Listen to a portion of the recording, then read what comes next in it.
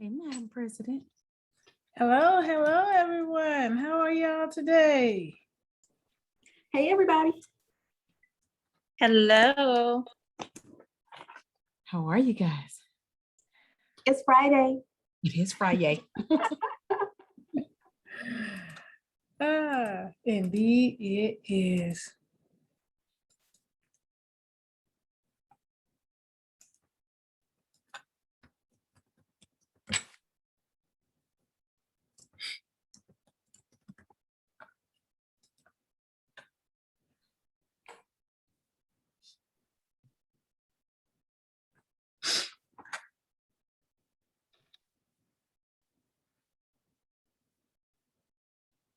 All right, our speakers are getting logged in.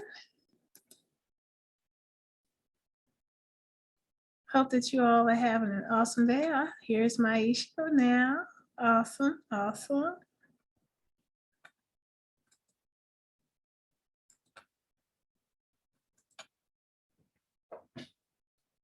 Y'all are so serious, hard at work. I mean, y'all are intense. Like it's going down today. Madam President. Ebony, you and Andrew had the exact same expression, like they don't know who they're dealing with today. Multitasking, not doing a good job, apparently. No, you're doing a great job. Great job. Nicole, I suspect that you and Amy have similar expressions going on. Y'all just don't have your cameras on. I do, and I didn't want y'all to see me multitasking. That's the issue. That's okay.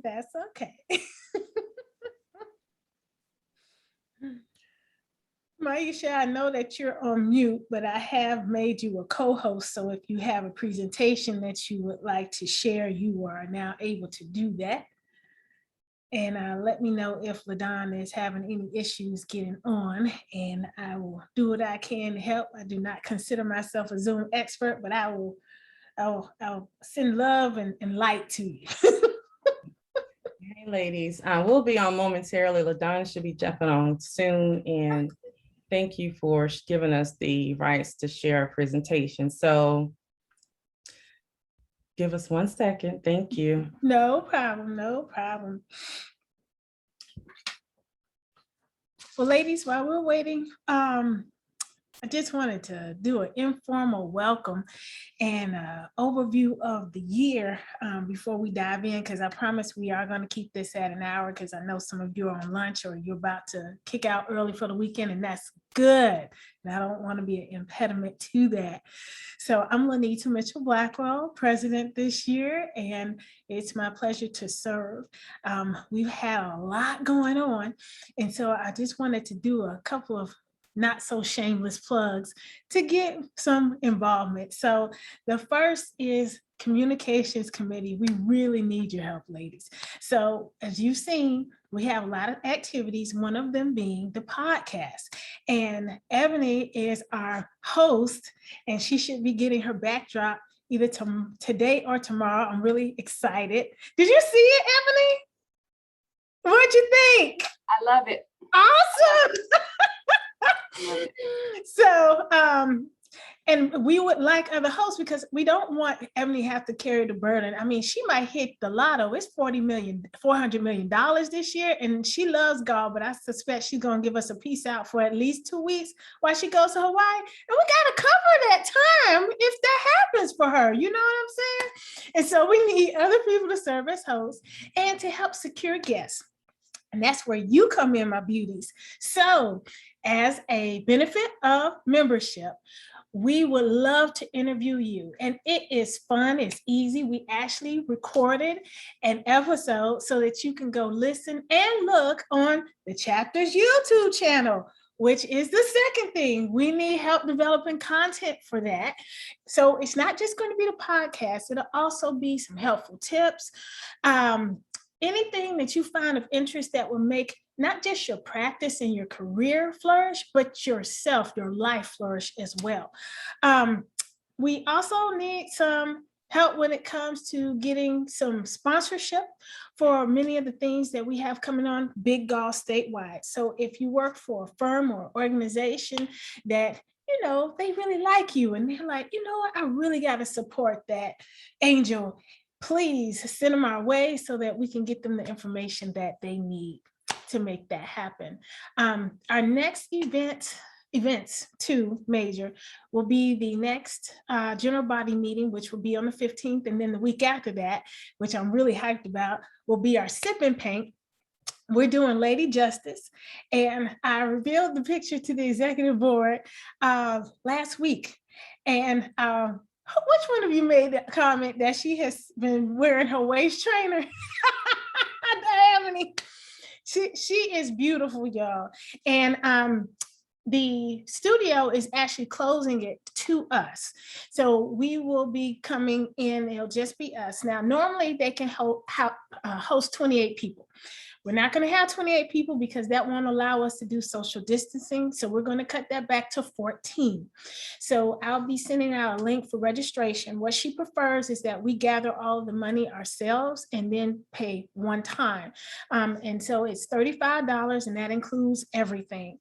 We'll be providing some snacks and a few libations. And of course it's BYOB. So if you'd like to bring your own things, that's fine as well. Let me see. Nicholas House needs volunteers. At this point, that because of the surge with COVID, they are asking in lieu of you physically coming down there that you make donations. So if you're able to do so, they would really appreciate that. And if that's something you'd like to do, just send me an email offline and I'll get you the information. And that's West Georgia or GA has GAWL, GAWL@gmail.com. All right. Ebony, do you have any announcements or any information you want to share? Ebony is our immediate past president and also serves as our representative at large as a direct vehicle between the chapters and Big GAWL, the statewide. So. Thanks, Lanita. Just real quick, I wanted to let everybody know that the virtual kickoff for the chapters is going to be October 14th at 6 o'clock. It's going to be via Zoom, but we're super excited because we're going to have Justice Verdict Colvin as our speaker. And then also it is a little bit of a competition between the chapters. So the chapter that has the most folks there is competing for bragging rights. But because we know that folks are all Zoomed out, there will be lots of prizes and surprises to make the evening go by quickly. We're not going to be there all night because we got stuff to do and everybody's Zoomed out. But we'll be there long enough to get some words of wisdom from Justice Colvin, and then also for you to win a prize or two. And then we're going to log off and go be with our families. So please get excited about that. If you know somebody who's not a renewed member, have them come too. That counts in our total. Not that we're trying to use people, but I'm just saying. That counts in our total towards us getting our bragging rights and our trophy for having the most people there. So even if they're not a member yet, they can still come and represent West Georgia GAWL. But please start to plug that on your personal pages. I'm still working on the flyer, but as soon as it goes out, start sharing it far and wide because they had about 100 people at the in-person event that Big GAWL did a couple of weeks ago. And not that I'm competitive, but I would love for us to have at least 100 just so we make a good showing. And we've got 11 chapters. So if all chapters bring 9 or 10 people, we should be able to do it. So that's all. Awesome sauce. All right, and I think I saw LaDawn. She was able to get on. Hey! Oh, how y'all doing? Man, LaDawn, you don't age at all. You look exactly the same as last time I saw you, like 5 or 6 years ago. And I'm gonna take that. Thank you very much, man. You're very welcome. You can. Awesome, and I'm gonna make you a co-host as well. So there you go. So you and Myesha should have sharing abilities. All right, ladies, if y'all are ready to get started, I'll go ahead and introduce our amazing presenters for today. So, PolitaCoach, the dynamic, award-winning, campaign-winning team is comprised of Myesha Good and LaDawn LBJ Blackett Jones. am I pronouncing your last name right? Blackett That's Jones. exactly right. Okay, thank you. So let me tell you about each of these ladies. I've had an opportunity to work with both of them when I was a member of the Douglas County Democrats before I moved to Birmingham and then came back. And so it is a real pleasure and honor really to have them here because I've seen these ladies in action. They are actually part of the incredible force that was created to flip Douglas County blue. And this is not a political kind of presentation, but I just want to share with you the type of powerhouse speakers we have with you today. These women know how to get things done. Myesha Good is an advocate for political, economic, and social equality who delights in serving the communities in which she lives and works. A proud partner at PolitaCoach LLC, Myesha thoroughly enjoys life in the political fast lane. In addition to providing training, coaching, strategic advice, and consulting services with her colleague and trusted partner, attorney LaDawn Blackett Jones, Myesha proudly serves as the 13th Congressional District Chair for the Democratic Party of Georgia. During her tenure, she has meticulously trained party members across the state to replicate the electoral success that she and her husband, David Good, led and achieved in their home county of Douglas, a historically conservative county. It turned blue for the first time in generations.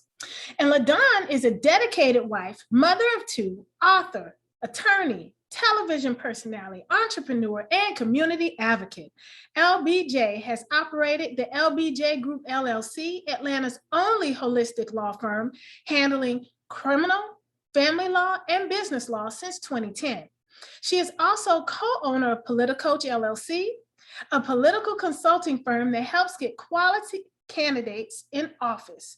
Raised in Metro Atlanta, a real peach, y'all. LaDawn is a proud graduate of TSU, that's Tennessee State University, and Tulane Law School. She strongly believes, if not me, then who? If not now, then when? When she is not in a courtroom, LBJ is a regular legal and political commentator on 11 Alive, TV One, MSNBC, Fox News, and several other television and radio stations throughout the country. Without further ado, ladies, the floor is yours. Thank you, Lanita. I'm so happy to be here. Thank you for inviting LaDawn and I. Lanita is one of I call her my sister. You know, we started together in New Leaders Council and just worked in the community for so many years together. So it is an honor to be here. I also see some familiar faces out there. My Douglas County sisters, Tiffany Stewart Stanley and Nicole Jones. And those of you that live in Douglas County, thank you for all you do. So we're going to get started. Hopefully this doesn't take too long, but we want to share just a little bit about why you should consider running for office. And also, are you ready to run? You know, is this your season? So with that, I'm going to start my PowerPoint, and then LaDawn, anything you want to say as I get that going? Absolutely. Welcome you all. Thank you for joining us. And thank you for that awesome introduction. So Myesha and I have a passion about getting quality people to run for office. And so after years and years, and I hope y'all can hear me well, let me take my case off. For years and years, we have worked with in individual capacities, helping people with the tools and tips. And so before I ran for office, where Myesha was my campaign manager, I took campaign training courses as well. And when I finished, I was like, well, duh, you learn everything else that you're supposed to do. Why would you not jump in, learn about what it takes to run, right? In the scientific, very mathematical way. So the world is changing, technology is changing. However, in general, there are some basics to getting people to believe what you believe, to get them inspired enough to come out and remember your name to elect you for office. And so what PolitaCoach does is help people identify, are they one of those big candidates? If not, how do I become one? When do I get ready? And then once I'm ready, how do I in fact run? What do I need to do to make sure that I run and do well? And so I'm really excited for you to get some discussion about how that works today. And hopefully by the end, if you're on the fence about running for office, you will feel confident and ready to sign up. If you already know you want to run, we hope you leave with something that's going to make your run just that much easier by giving you the science. And as we go through this today, please feel free to raise your hand or interrupt us so it could be engaging. So you don't have to wait till the end. Please go ahead and ask us questions as it comes to you. So with that, you heard about LaDawn and I, what we do. And as LaDawn stated, we are just excited about the work we do. And when you love what you do, it doesn't feel like work. It feels like you're really giving back to the community, but also sharing your God-given gifts with people, which is very important to me. So with that, she did speak a little bit about PolitiCoach and what we do as far as training, but we also have several other things that we offer. We have an advanced candidate training toolkit. We have boot camps, and we have the ability to be your strategist on your race. We do not manage races, but we do provide coaching, training, and strategy. And we've had the ability to not only do it on the local level, but all the way up to the federal level as well. So let's talk a little bit about the area you all service, which is Douglas and Paulding County. So I've lived in Douglas County since 2004. When I first came out into Douglas, the political landscape was completely different in what we see today. So today, what we're seeing from the latest census update is that we have more African Americans now in this county. So, and we have seen, Lanita mentioned this as well, in 2016, we flipped. So you're talking about a county that had a stronghold since its inception that flipped in 2016. So in the last presidential race, what we saw was about 61.9% of the people voted on the Democratic ticket, 36.8% voted on the Republican Party ticket, and then with those 1.3% of independents. If you look at Paulding County, which is our neighbor, our sister, completely different, very strong conservative county. 63.8% of the people voted Republican, 34.8% voted for the Democratic Party. But what you see is like the independent on both sides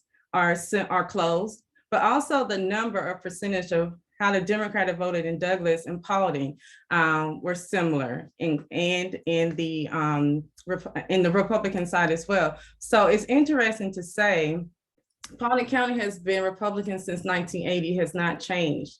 But this is important to understand your political landscape when you're running for office, because if you're running for a seat in Paulding County and you're saying you want to run as a Democrat, you need to understand the lay of the land. You have to look at the numbers to ensure that it makes sense. Can you really win the county, especially if it's a county-wide seat? So understanding the data will make sense. And we'll talk a little bit about that as we proceed. So let's talk a little bit about the important main ingredients for running a campaign. So every campaign requires a campaign plan, people, time, money, and votes. And I'm going to touch a little bit on all of those and we'll go into more detail. So in general, Myesha and I are going to say this and we're going to say it again. If it is not a plan, if it's not written down, it's not a plan. If it's not written down, it is not a plan. If it is not written down, it is not a what, ladies? Plan. That's right. And so there are things that we're going to talk about need to be included in your campaign plan. And we'll go in more detail. The next part is the people. So you need people so that you can get out there. So whether those are paid or unpaid consultants, volunteers, people who will come and assist you on your campaign, you must have people in order to do that. And then the other ingredient is time. So you can win a campaign if you jump in 3 months in advance. I've seen it done, right? However, the more time you have, the less money you need, and the more you can get done. You also need money because you have to pay for those people. You have to use your time wisely to pay for the services to get out the ultimate goal, which is to earn the vote. So the important campaign ingredients is your campaign plan, the people to run your campaign, a good timeline in order to pursue your plan, the finances so that you can get the vote. And so everything we teach will go into one of these sections. So as we said before, if it's not written down, then it does not exist. So you're just running in circles. So you need to start with your timeline backwards and to set your goals. So you need to understand, why are you running? You should have an elevator speech already built out in your head. Where you are running is very important, as we spoke about, and how you are running. How and what are the people in your campaign do you need? Is it a campaign manager, field director, volunteer coordinator? There's so many pieces to a campaign that will make you effective. And those are the people that you need to help you win, because as a candidate, you're only supposed to be doing two things, and that's raising money and being visible. You cannot be the treasurer. You cannot be the campaign manager. You cannot be the field director. It would drive you insane. And so with that, you have to determine who will help you. Who are those people in the community or politicos that are doing this work and have a winning record of doing it. And your campaign manager, we'll talk about that as well, should be someone that you trust, someone that is very, their demeanor is always solid. When you're upset, they don't need to be upset. When you're mad, they shouldn't be mad either. And when I was LaDawn's campaign manager, even today as business partners, I'm usually the more quiet, reserved. She's like on 10, ready, so we equal out and it works. So you need someone that complements that for you. Raising money, we're going to talk a little bit about that, but campaign money is important. You do not want to come out of pocket for your campaign unless it's seed money. Seed money could be website development, a badge. Maybe you need money to fundraise. So you may pay for a fundraiser, and then from that, everything you fundraise comes out of that to pay her and the rest of the staff you feel like you need to pay. But the goal is not for you to be using your whole paycheck or all your household funds to run your race. You have to fundraise and determine how much it will cost. And typically your campaign manager and your fundraiser will sit down with you and build out a solid budget for you that makes sense. And the voter contact strategy is what you need to win. And so you're looking at important dates. When you start backwards, you're looking at the Secretary of State's website, typically of the dates that they have set for upcoming elections. If you look today, they have 2021 municipal elections, 2022, and they're already prepping for 2023. And what most people don't realize, there's an election like every year. This year, we have municipal elections going on. So with that, your contact strategy will have all those dates, including runoff dates. And you have to determine how are we going to touch these voters once your field director determines how many people you need to win. And so typically what we've heard, you need 7 to 8 touches, but 5 to 8 touches is probably more reasonable depending on the time you start. But these touches include door knocking, phone banking. You may be a mailer. You may be in the community speaking at an event, but you have to find a way to touch voters more than 5 times if you can, because by the time they get to election day, they need to be so tired of hearing your name that they will be ready to vote for you. When LaDawn and I was knocking on doors, I mean, people were like, dang, how many times y'all gonna come? But at the end of the day, people want you to ask them to vote for you. And that's what you have to do. You have to be committed to doing that. So Myesha just mentioned the thing that most candidates say, just tell me, how do I get the votes, right? So when we do our, go back one, there you go, Myesha, to the money volunteers plan slide.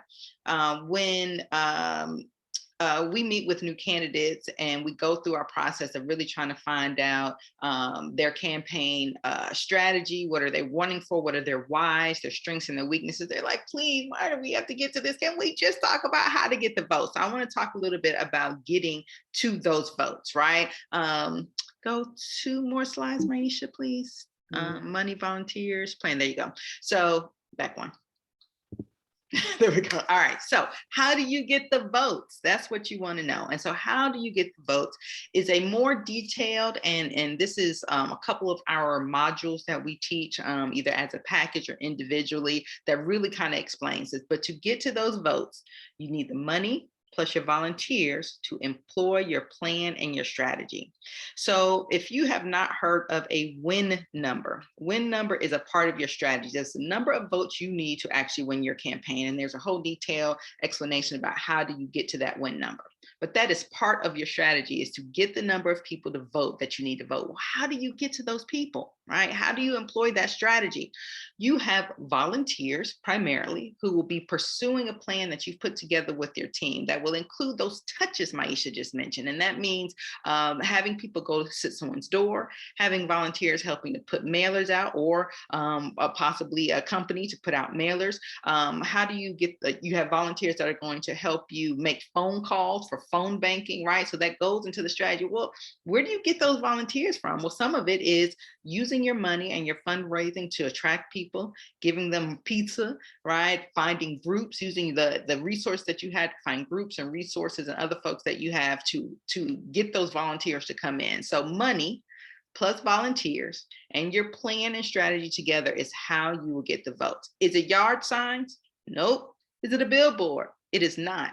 Is it a commercial on TV? A lot of people think that. It is not. It takes 0 volunteers, right, to get that commercial on television, unless you want to have a bunch of folks behind you. But that is not a targeted, strategic way to get the votes. That's ancillary to all the other things that you would do to get a vote. So that is the ultimate way, and that's kind of the short version of exactly how you get to the votes. And so as a part of what PolitaCoach does in our larger strategy sessions is that we go over a launch checklist and we give you a list of resources that you would need in order to get those votes out.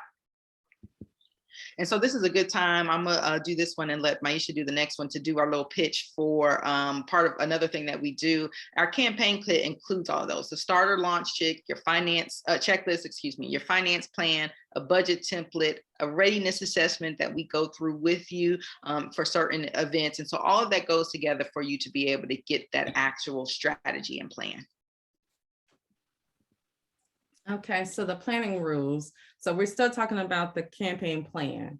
So rule number 1 is you have to think about how you're going to use your time, people, and money wisely, because elections are very expensive. So this is why a field director is very important to be on your team, so that he or she can determine those touches, what's your base, and your base are the people that vote like you, or they can look like you. They live in your community, your subdivision, but you're targeting so that you won't be wasting money or knocking on doors of non-voters or voters that don't vote the way you do.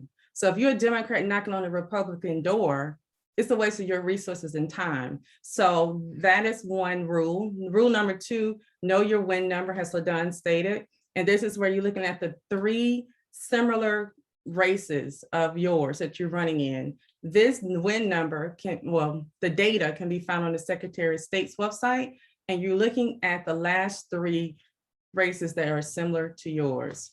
Rule 3, it always takes longer and costs more than you expect. For example, we've seen federal and governor races, and you're talking about millions of dollars right now. If you look at someone like Stacey Abrams and Brian Kemp alone, they're raising money way into the millions. And so things have changed, things are more expensive. And then since we're in the pandemic, you got to do things a little differently. So you have to also look at what other candidates have done. And the way you can do that is by Googling Georgia Ethics. Georgia Ethics is a very transparent website that shows you what other candidates have fundraised over the years. You can look at candidates that have run in your particular race. You can look at incumbents spending. It's all there on that website. It may be wise for you, if you're thinking about running for office, to go ahead and take some of their trainings as well. Rule number 4, plans should be flexible and adaptable, because just like life, campaigns are ever changing. If any of you work in government at any time in your life, I work in the city of Atlanta still. Every single day is a new day. You never know what to expect. So I have to be adaptable and flexible. And that is the same way you have to look at it on your campaign. Your campaign plan is not final. It's ever changing every single day. But the plan is exactly what your team should be focused on to take you to victory. And also your team should know your plan inside and out. They should also know who you are as a person, what you believe in, and your platform. Why are you running? Very important. All that goes into your plan. Rule number 5, knowing and following the legal rules, because it will help you minimize stupid risks and mistakes. So it's very important that you become friends with your local county board of elections. Also, the Secretary of State, as you know, last General Assembly, Senate Bill 202 came out. And this was to limit voters in some capacity, whether it was by absentee ballot, by shortening the time, or Sunday voting. You know, it was a number of things that happened. So you have to know as a candidate what you can do and what you cannot do, because the last thing you want is to end up in the newspaper, or you're not qualified anymore to run because, hey, I thought I lived in a district. And you'll be surprised how many candidates have ran for office, go qualify. Unfortunately, the Board of Elections, I've seen a handful of times where they didn't catch it, or the candidate used an address they didn't live in, and it was later found out that they didn't live there. And so we don't want to see any of y'all in the newspaper or unqualified because you didn't understand the rules. So please take time while you're thinking about it to look at those rules and guidelines, and call your Board of Elections as well.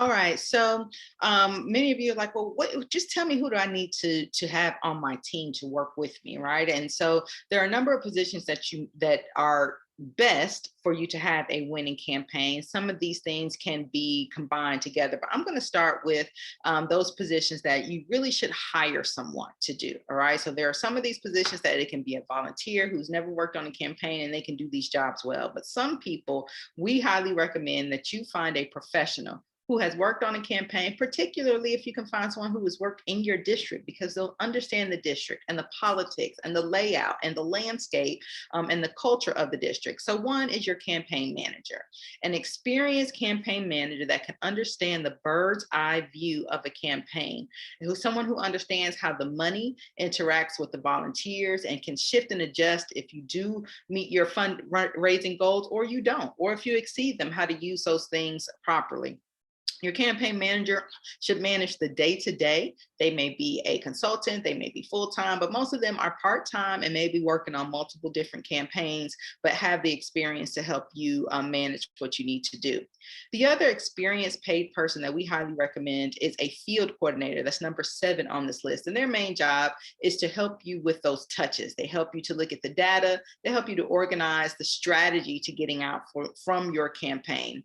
And then finally, we also highly recommend that your fundraiser be a paid position or consultant. Now, there's some of you who can go out there and you can raise money completely on your own and you'll do very well. But for most of us service-minded people that will run for office, asking people for money is a thing that we hate the most, right? And so having someone that has a team that can help you not only know the best way to raise money, but the processes and the organization and meeting goals be helpful.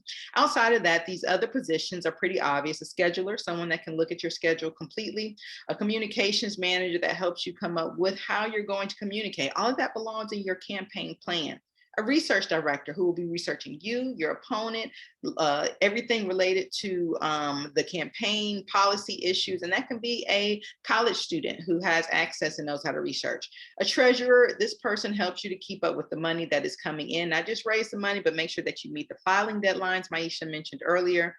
Technology and database. In today's day and time, you cannot run a campaign without some type of social media. And there are a number of different softwares that we often recommend to run your campaign. You need someone to help you with that.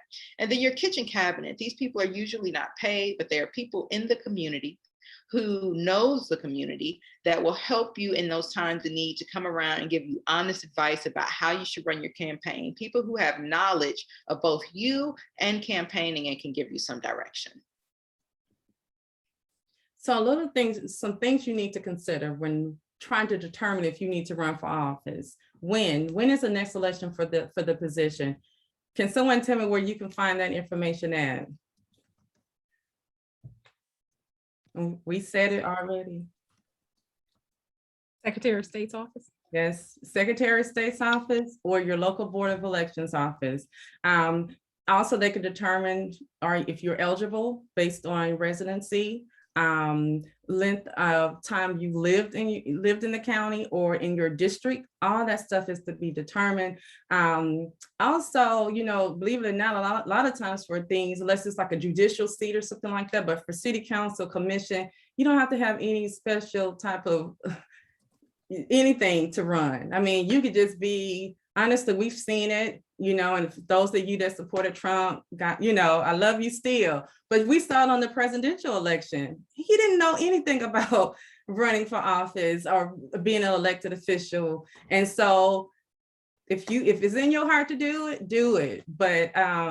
But incumbents, so it's the incumbent running again, very important, because we know incumbents win about 85% of the time, but we do know that they can be beat. And the way they can be beat is you have to outwork them. So incumbents get into a place of complacency. They're not going to knock on doors all the time. They're not going to make those phone banking calls. I have seen comments where they feel like they didn't need to fundraise because, oh, I've been in here 2-3 terms, I'm good. No, you got to outwork them. And so some do opt out to do open seats. We know we have an open seat in Douglas County on the superior level, which is also good because it gives you the ability to show who you are as a candidate instead of feeling like you're still competing, but it's a different type of competition where you're not going to be overpowered of the incumbent or people feeling like, oh, I can't endorse you because the incumbent is in the seat. They don't want to ruin relationships. So think about that. And then for the primary election, will there be one? So we know for partisan races, there is a primary election because you have to determine, you gotta filter out who is the top Democrat, who's the top Republican, and then that person on each side would then go to the November election. Sometimes you don't have that, you know, especially in nonpartisan races, you don't have a general election, but there is a primary election. So you need to understand those dates and times and when that would happen in redistricting. So as you all know, we're in the process of that now. So some things could change. You know, I'm hearing that, hey, maybe we may get an extra county in the 13th congressional district where I live.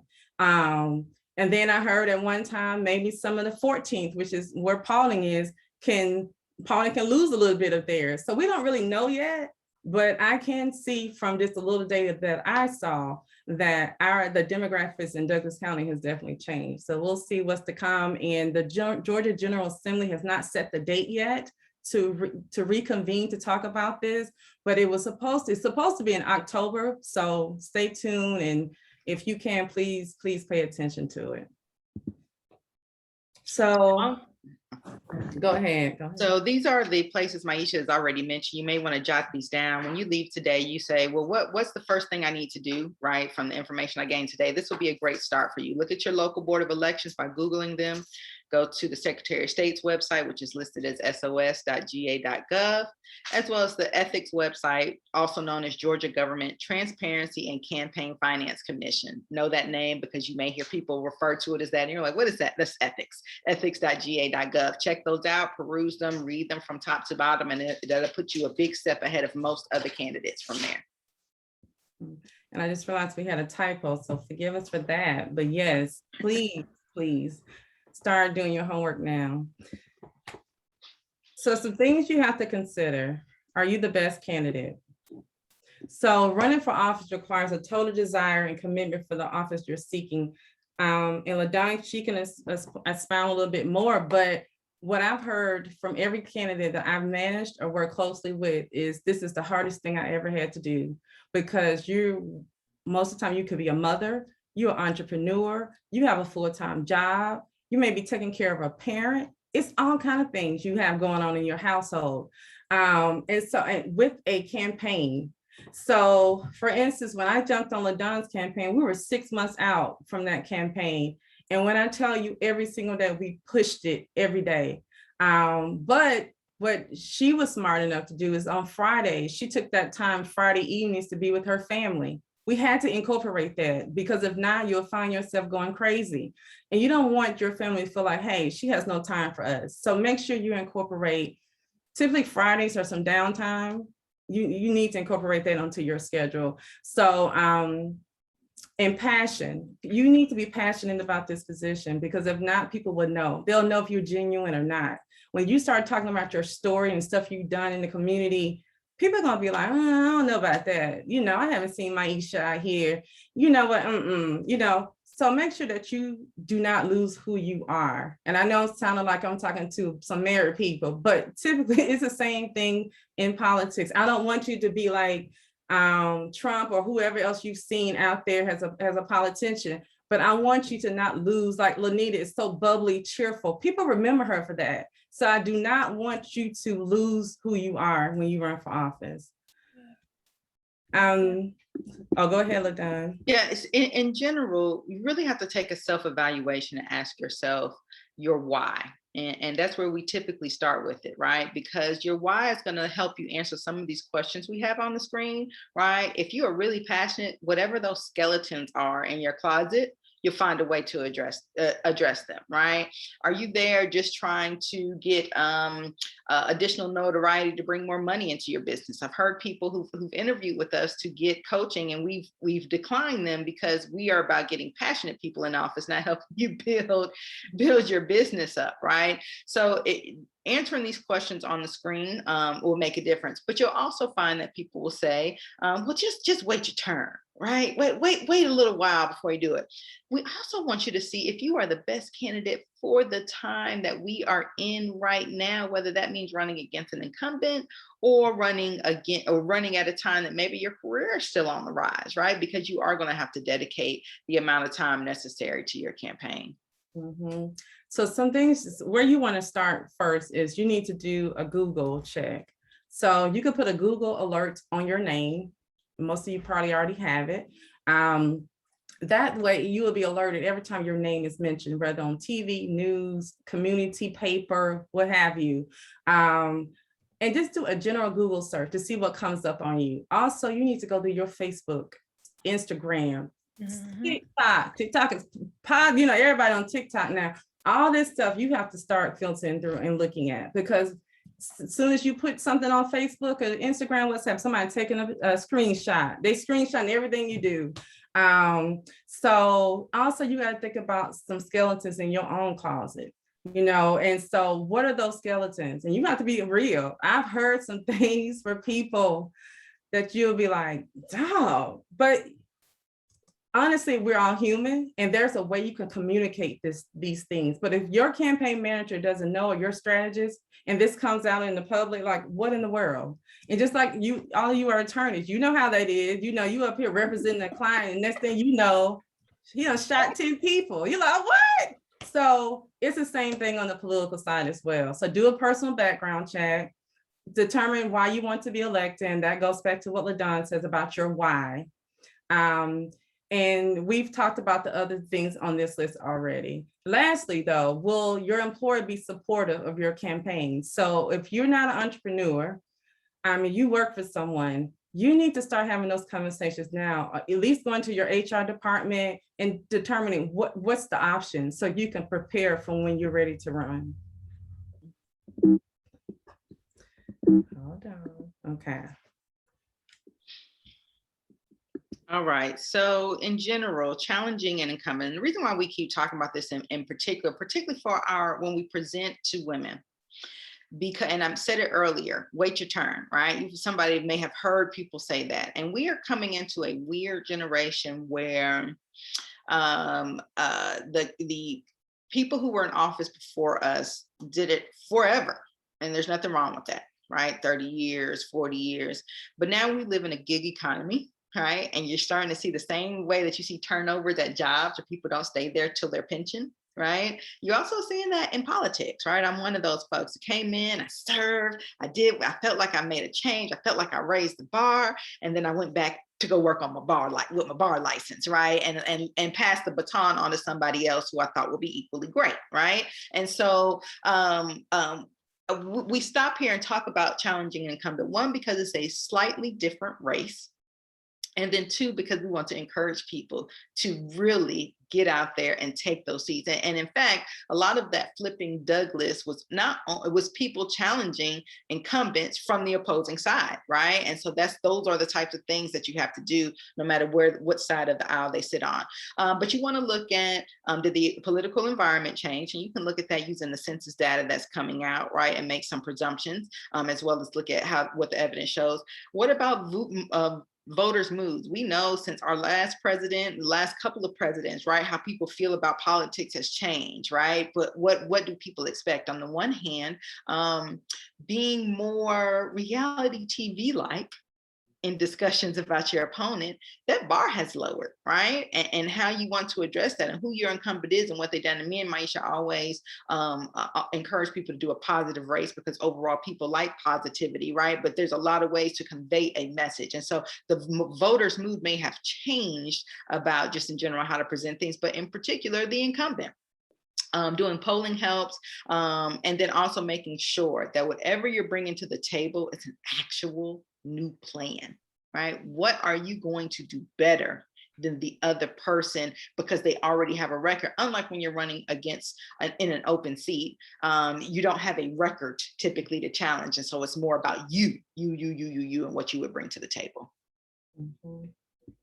Okay, so we talked about self-search. I don't think we need to go here. We talked about Googling yourself first. Check your public records as well. So make sure you look at your past voting history. You know, you see a lot of times candidates say, oh, I want to run for office, but they haven't voted like in the last 10 elections, last 3 elections. So you need to make sure that you are consistently voting. Look at past political donations that you have given. Really doesn't make a difference, but you'll be surprised sometimes when it's your time to give or your time in need. I'll say that you're asking for money. Some people may shun you away because like, oh, Myesha didn't give me $1 when I ran for office. People could be so petty, but if that happens, just move on to the next person. And your taxes need to be current. You hear all the time on the presidential races. Now I'm hearing in the city of Atlanta race now that they want taxes to be shown. So one day we may get away from that. I thought maybe under the last two presidential elections ago that we were done, but it seems like it's coming back out. So your taxes need to be current. And if they're not, you need to go ahead and call IRS and ask for an extension of some sort or start paying your debt if you have any. Look at your past court and criminal records. This includes parking tickets as well. Also, we talked about social media posts. Make sure you're moving unprofessional pictures. Like for me personally, and you can do whatever you want, but you'll very rarely see me post anything like provocative of me. I show very little skin on social media, and I'm very and I just watch what I say because I know people are watching all the time, and I don't know what my future holds, and I don't want nothing on my social media post to could be a reason why I'm held back from an opportunity. So make sure you look at those unprofessional pictures and then go through everything you have ever done. You have to be, you know how we can be very critical of ourselves, especially when we're taking a picture. We could take a 200 picture and the picture still don't look right. And everybody else is like, girl, that picture looks fabulous. What are you looking at? That's how critical you have to be when you're going through self-research. Because if not, your opposition will bring it out. And that's the worst thing that can happen. And this will also help you to prepare for your communication strategy with your communication liaison on your team, with your campaign manager, and bring in strategists if needed. So this is why self-research is very important. I want to add to that. And so unlike Myesha, if I decide to run for office again, I will be cleaning my email, my social media all for a whole year to get it clean enough to run, right? And so the question that we've gotten from previous candidates, I mean, and literally when we make them do this, they'll start showing us individual posts and say, what about this one? What about my daughter? And what about this? So I will put it in this light. As attorneys, we know when we go to trial, we start on with that black suit, right? Because you don't know what the jury's going to look like. You go as conservative as they taught us in law school. And then depending on it, if you like me, by the end of the week trial, you got on red heels and you know what I mean, right? You jazz it up because the jury knows you. Start at that conservative level for everything, and that'll make and you'll be clean enough, right? But on the flip side, nobody likes folks that just jumped on social media yesterday, right when they started running for office. So if you're not on social media, I also encourage you to start building that social media presence now before you run in a clean way. I agree. So Go ahead. All right, so this is a part of the self-research, do a SWOT analysis. And most of you all probably know what this is. You make a list. So back to, if it's not written down, it doesn't exist, right? So actually write down this list. You are going to need it later on. What are your strengths, personal strengths? What are your personal weaknesses? Maybe listed as a weaknesses that, hey, I still got 5 kids, right, that are all school age, and I have to network that in this campaign. And we don't like to call our kids weaknesses, but in this sense, it would be, right? Opportunities are exterior forces, right, that may benefit you. The redistricting is an opportunity for someone because it changes the district. You'll get different voters that will be in the area. Maybe the gubernatorial race, depending on what you want to run for, is going to, with Stacey Abrams, if she runs again, that's going to bring more people out to running in that election as an opportunity. And threats are those external forces that you don't have control over that may interfere. That might be the large number of people getting in the race. It may be some other campaign that is so big, like the state campaign, which gets people's attention. So you want to list each of those down, because in your strategy, you'll need to look at those strengths, weaknesses, opportunities, and threats in order to ensure your campaign. And you should literally write next to every strength how we're going to play this. Is it going to be on a mailer? Is it going to be on a commercial? Is it going to be in our speeches? For every weakness, write down what is our response to this weakness, right? In case my opponent brings up, I knew I owed those taxes. I knew they put that lien on my house 20 years ago and I paid it off, but he's going to bring it up, right? How are you going to respond to that and have that language ready for you to do it? And the same with the opportunities and threats, because although they're external, you want to be able to pivot, right? That opportunity comes if it's a big campaign going on and the people in the campaign from both sides are going to be in your district, you need to be there and you need to know what those are written down so that you and your campaign team can act on them. So we have a readiness assessment that will be beneficial to you. And this will ask you a gamut of questions about who you are as a candidate, but as an individual. Talk about your family and your overall health. I do recommend that you take this assessment to help you prepare for your next campaign. And it is available on our website, PolitaCoach.com. So if you are interested, please go there and you can purchase it as well.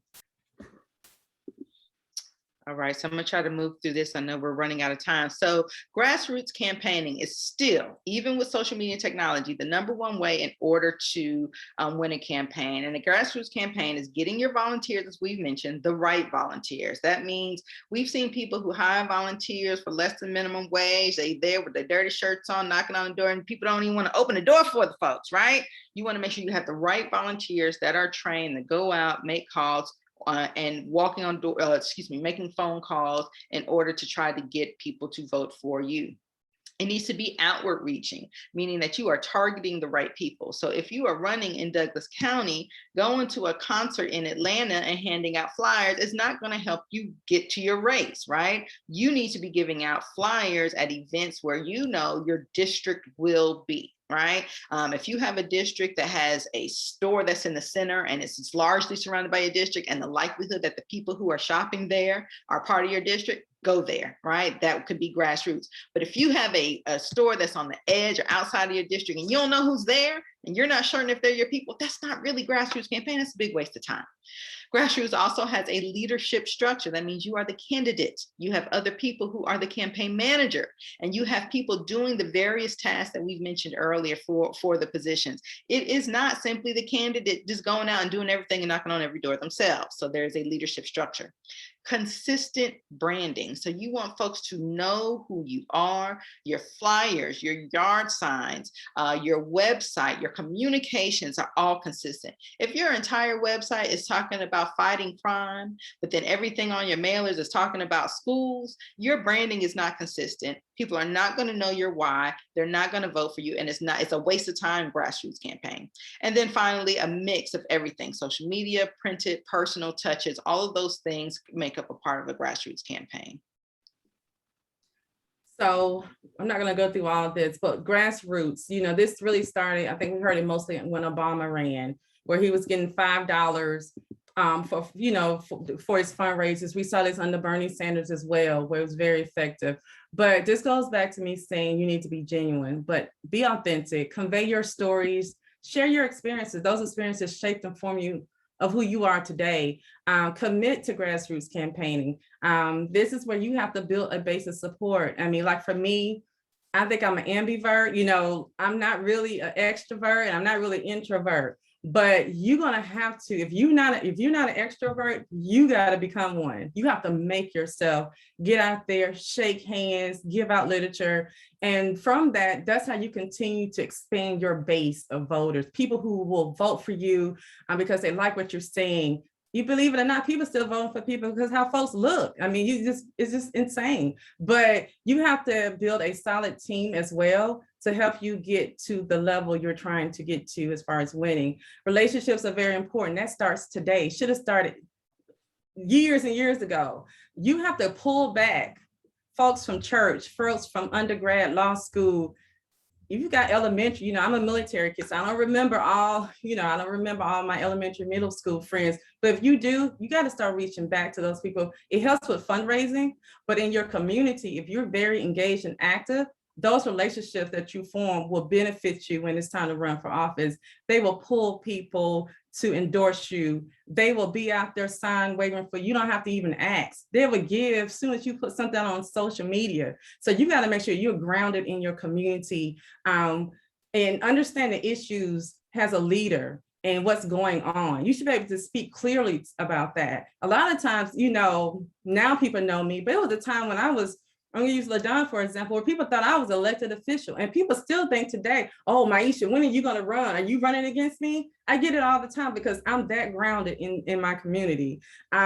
Raising the money, this goes back to what LaDawn said, you got to be confident as a candidate. You are not asking people to pay your light bill or your car note or your mortgage. You asking people to help you raise this money to buy yard signs, to send out mailers so that you can win a race. And in some cases, we're going to use Paulding County as an example. You could be the first one to ever do it. So you know, so make sure that when you're raising money that you're keeping that in mind. And when you get a no, you're going to get no's from family and friends. You got to be able to stand in it and keep going. Do not let that deter you. And hard work. Attorneys are on this phone. You know what hard work is. And the same hard work you put into getting that, you got to put the same type of hard work, if not more, into winning your race. All right, so I'm gonna do this one real quick and move on to the next one. I know we have a hard stop. So people think when I'm gonna raise money, they think of what was that show with the president, the lady president? They have all these events where you have black tie and you go out and you have fundraisers and you make money. That ain't how fundraising works. Fundraising usually works by you contacting the people you know. The candidates should put in a little bit of their own money, not all of their money. And then from there, you make money based on, you'll see this top carrot, it takes less time starting from the candidate up, and it takes less resources. So the next least amount of time and resources are your personal contacts. Those people Myesha mentioned, childhood friends, all of those folks are your personal contacts. You're going to call each and every one of them. Now is a good time to start collecting those and put them in the shoebox so you can make those calls, emails, and contacts with all your different groups. People who have the same ideological, you know, they're Democrats, they are believe about a change in your district, people who have an axe to grind, they hate your opponent or they hate somebody else that they're trying to get rid of. And then the power circle, those people who don't know you, but they donate to everyone. You're going to get the most from the interior. Next slide.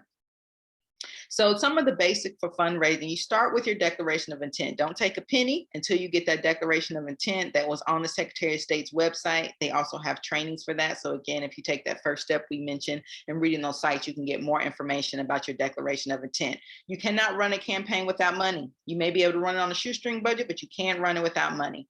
It is okay to hate fundraising. That's normal and it's expected. I get nervous when I find a candidate who talks about how much they love raising money. Those are the ones that make me the most nervous, and that's okay. But work through that, because when you start making those calls to people and supporters for money, you are going to be surprised how much people support you, and that is quite all right. And again, you're going to have some seed money that you'll have to put in, and you can make that decision early on. Listen, I'm going to put in $1,500, $2,000 to my own campaign as your seed money, and then you should be comfortable in relying, and you do what you are able to do, whatever that is, relying on other people to help you raise that money. Mm-hmm. And for clarity, that is on Georgia Ethics website. So these it's just some ways you can fundraise, and we're coming down to the end. So Social media is not as effective as call time, and call time is when you and your fundraiser has set some time aside to say you may do 3 hours a day. That's the most effective way. I'm seeing text to give, small donor fundraiser or major donors, pledges, very important. You know, your sisters may say, hey, I don't have it today, but I can give it to you next month.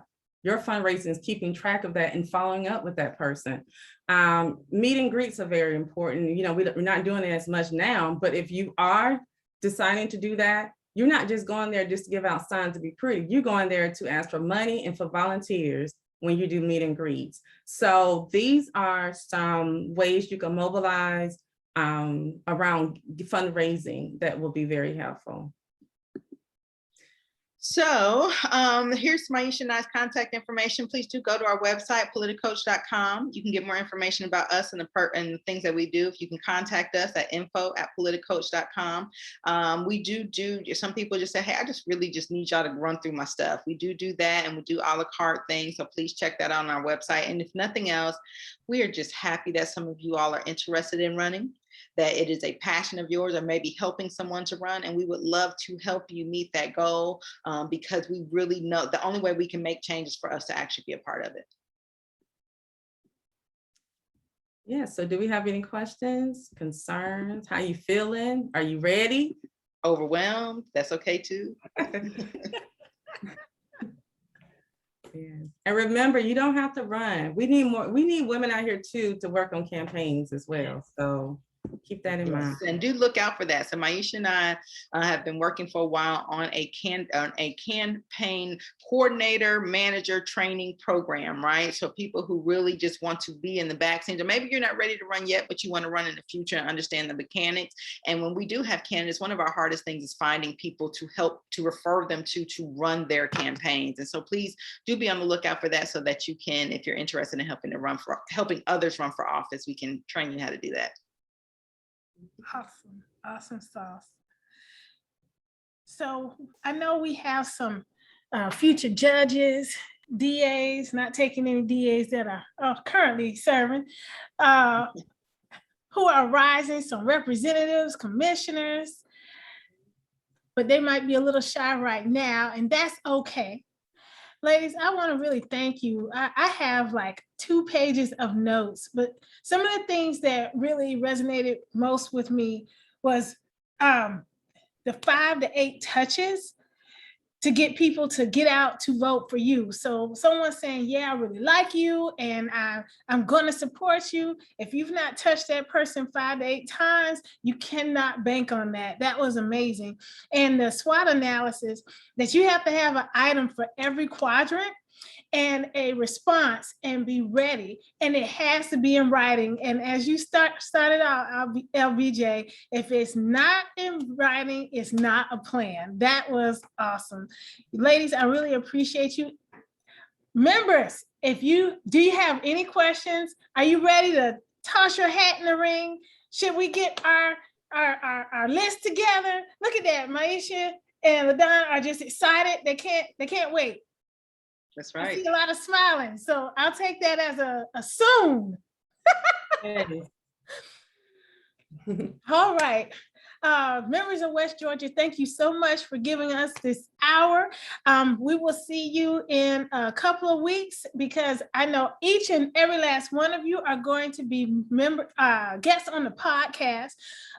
We've invited LaDawn and Myesha to be members or guests, on the podcast. I'm just waiting for them to hopefully give us a date so we can do the recording.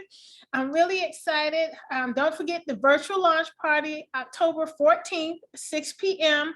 We're going to make Ebony proud. We're going to have the most chapter members there. We're going to blow everybody out. We have our next general body meeting, October 15th. It will also be virtual, and the presenter for that one will be Nia Brown, who will come to us on business etiquette. She is going to show us how to rock it so that we can win clients and climb our corporate career ladder.